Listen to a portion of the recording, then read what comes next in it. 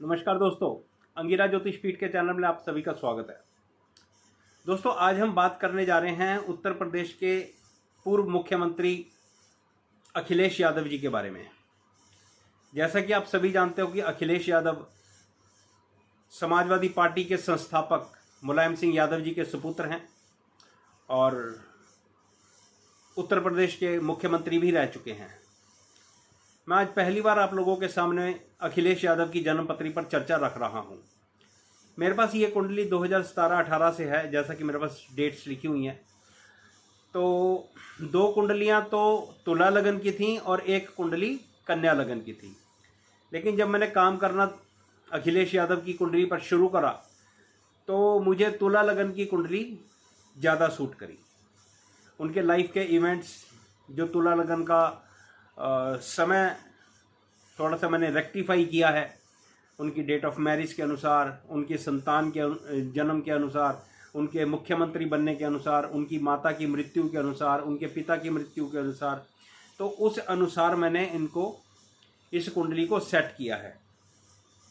तो देखते हैं क्या बात बनती है। कोशिश कर रहा हूं आप लोगों के सामने, क्योंकि जन्म के समय को इसके अंदर रेक्टिफाई करके मैंने आप लोगों के सामने अपना विवरण रख रहा हूं, अपना एनालिसिस रख रहा हूं।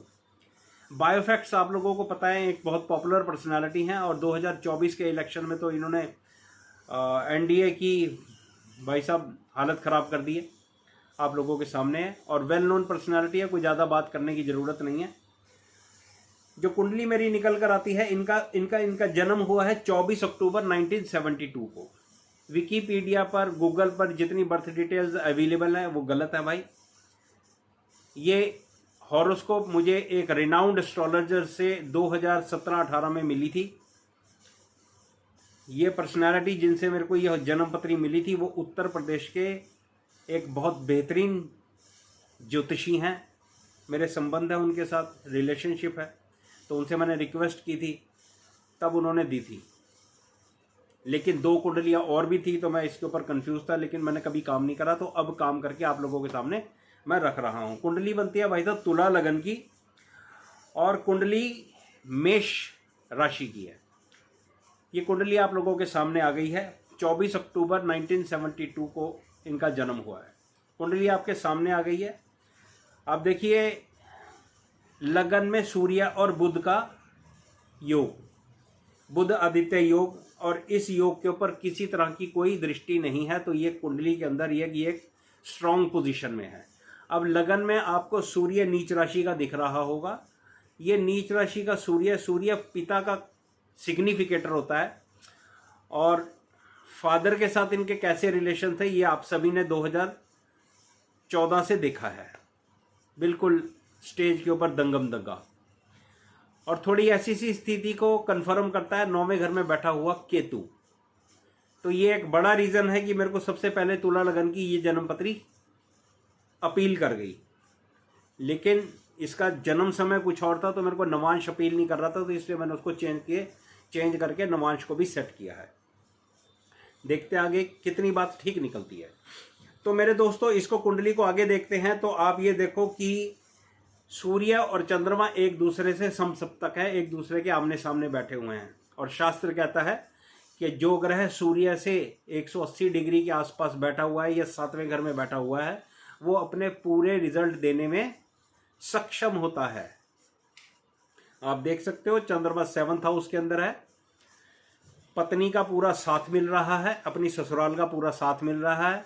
जैसा कहते हैं वैसी पत्नी मान जाती है। और इनकी पत्नी देखो, ये पूरी इनके कंट्रोल के अंदर है। अगर मैं आपको इस बात को, अगर मैं अष्टक वर्ग पे ले जाकर आप लोगों को बताऊं, तो इनकी अपनी लगन के अंदर तुला लगन में 31 पॉइंट है और पत्नी के स्थान में यानी कि 7th हाउस में सिर्फ 20 पॉइंट है। तो अगर लगन में पॉइंट ज़्यादा हो और 7th हाउस में पॉइंट कम हो, तो इसका मतलब ये है कि पत्नी आपके कंट्रोल में रहेगी, अगर कुंडली में डाइवोर्स का योग नहीं है तो भाई दोस्तों, थोड़ा और आगे चल के देखते हैं। तो बृहस्पति को देखो, बृहस्पति राहु केतु के एक्सेस के अंदर है। छोटा भाई बहन नहीं है, बायोलॉजिकल छोटा भाई बहन नहीं है, क्योंकि इनकी मदर की डेथ 2003 में हो गई थी और अखिलेश यादव की जन्म के बाद इनकी मदर वेजिटेशन स्टेट के अंदर आ गई थी, तो इसलिए और संतान नहीं हुई और अल्टीमेटली उनकी 2003 में डेथ हो गई थी। कुंडली को आगे देखो तो भाई सैटर्न देखो अब 4th हाउस लॉर्ड होके 8th हाउस में है। ये एक अच्छी स्थिति नहीं है।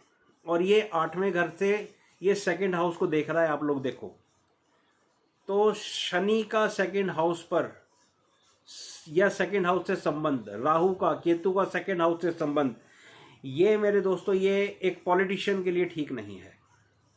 ये लोग सुबह कुछ कहते हैं, शाम को कुछ कहते हैं। आप सब देख रहे हो, आप लोगों ने ही अंदाजा लगाना है, मैं तो सिर्फ एनालिसिस कर रहा हूं।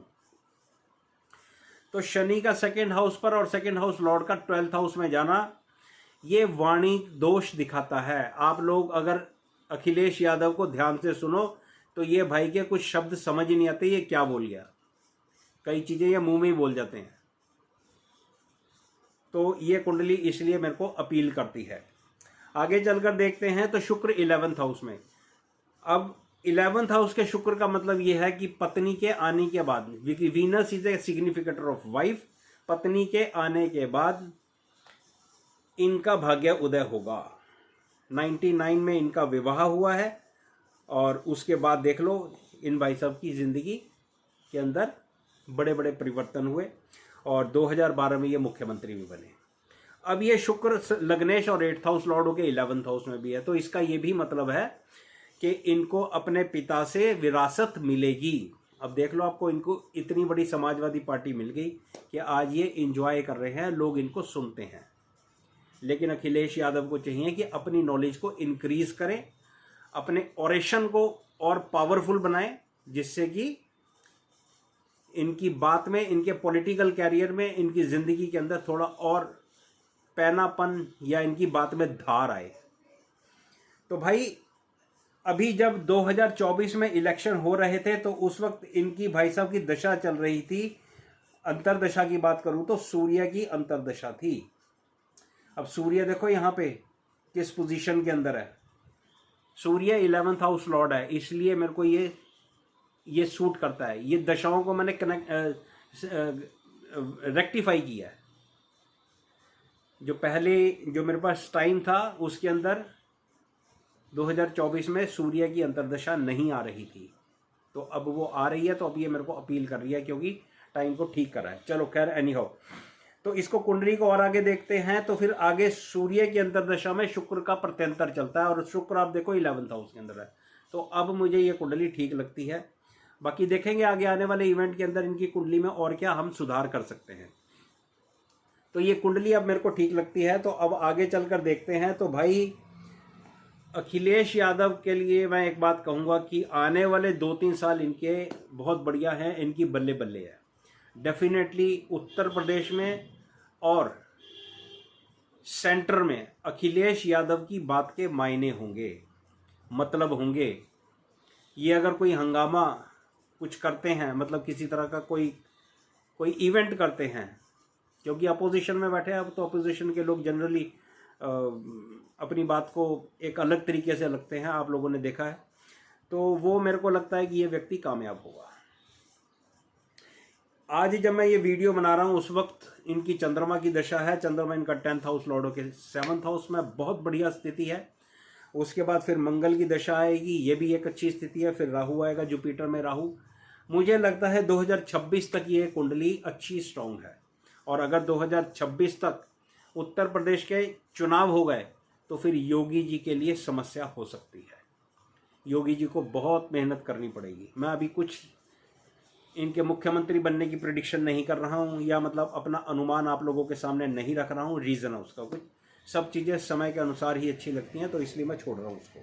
तो ये कुंडली आगे आने वाले 2-2.5 साल के लिए ये एक अच्छी कुंडली है। और इस अखिलेश यादव के भाग्य के कारण, इस व्यक्ति के अच्छे ग्रहों की दशाएं आने के कारण, अगर कांग्रेस इनके साथ अपना अलायंस जारी रखती है तो कांग्रेस को भी लाभ होने की स्थिति बनेगी। और अगर कांग्रेस इससे अलायंस तोड़ देती है तो फिर तो अखिलेश यादव की बल्ले बल्ले है भाई। फिर तो उसके तो अच्छे ग्रहों की दशा चल रही है, फिर तो कोई टेंशन ही नहीं है। तो अखिलेश यादव आने वाले समय में अकेले ही काफ़ी हैं। तो ऑल टुगेदर कहने का ये मतलब है कि 2026 तक का समय अखिलेश यादव के लिए एकदम बढ़िया बल्ले बल्ले वाला समय है। फ्रंट फुट पे बल्लेबाजी करो और अच्छे अच्छे टॉपिक्स उठाओ, अच्छे अच्छे विषय उठाओ जिससे कि देश का भला हो। मैं तो इतनी बात कहना चाहूँगा।